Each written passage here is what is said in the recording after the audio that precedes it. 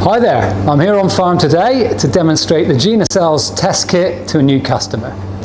So in your GenoCells kit, you will find all the samplers you've been allocated according to the contract you've signed for the year. However, GenoCells is designed to be completely flexible.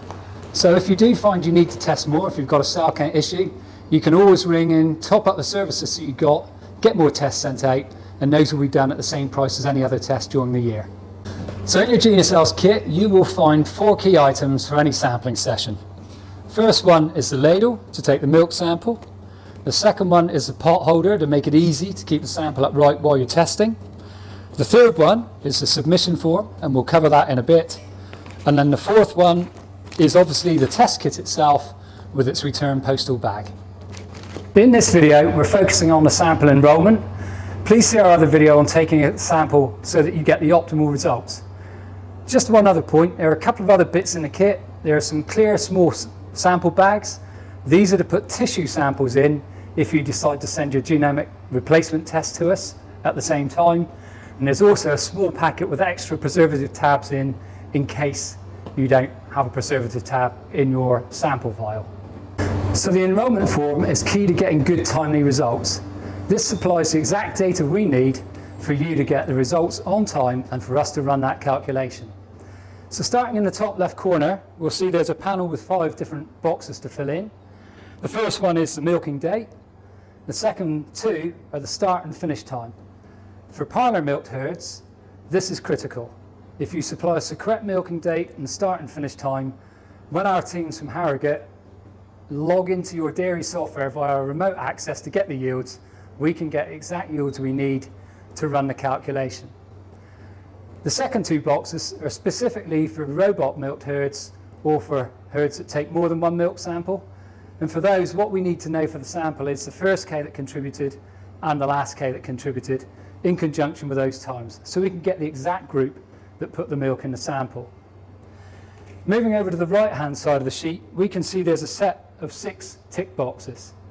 This is nice and straightforward. This is just where you want to send in tissue samples with your milk samples, so it alerts our lab to look for that small bag of samples and gives us the information we need.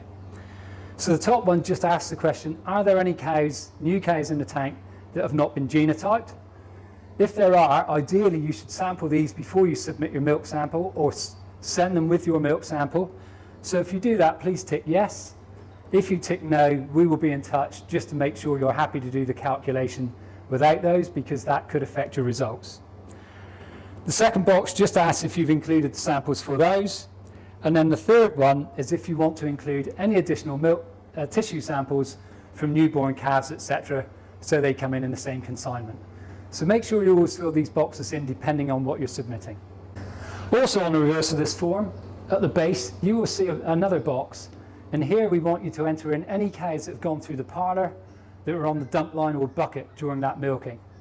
That may seem odd, but many parlour softwares actually estimate a yield for cows when they're withdrawn from the tank. So if we download your yield file and we think those cows are in the tank, that will introduce inaccuracy. By just making a note of these red cows, we can make sure we exclude them from the calculation. We can do this by line number or ear tag number. We don't need both. Use whichever is your preference. So that's the form completed. All you need to do now is get the sample ready for submission.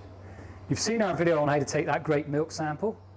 So from your kit, take out the plastic bag that contains the absorbent, put your sample in here.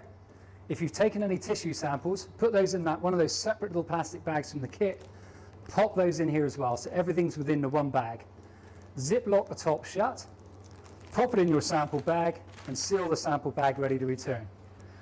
All you have to do at that stage is peel the postal return address from your submission form, apply it to the front of the envelope, like so, and get that in the post to us as soon as you can. We will get the results to you as soon as we can.